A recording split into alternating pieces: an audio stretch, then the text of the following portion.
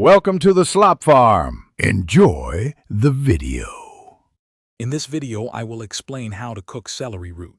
First, select a firm celery root, roughly the size of a softball, ensuring it feels heavy for its size. Give it a good scrub under cool, running water to remove any soil from its nooks and crannies. Then, carefully use a sharp chef's knife to trim off both ends before peeling away the rough, fibrous outer skin. This step ensures you get to the tender, flavorful interior, preparing it perfectly for your next culinary adventure. Once peeled, cut your celery root into uniform 1/2-inch cubes, which helps them cook evenly.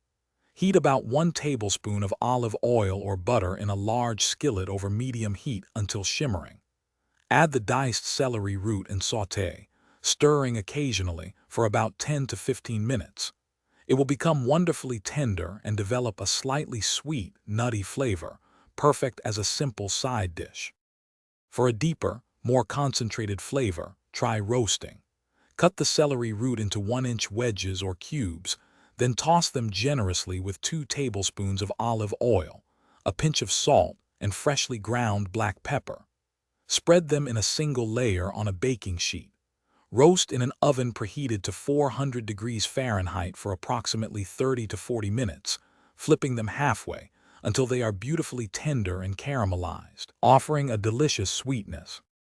Transform celery root into a delightful mash or puree, a fantastic alternative to potatoes. Boil cubed celery root in lightly salted water for about 15 to 20 minutes until it is exceptionally soft. Drain it thoroughly. Then transfer to a bowl and mash with 2 tablespoons of butter and 1/4 cup of warm milk or cream.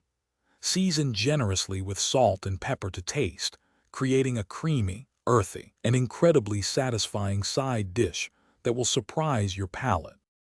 Thanks for watching. Consider subscribing if we helped you today.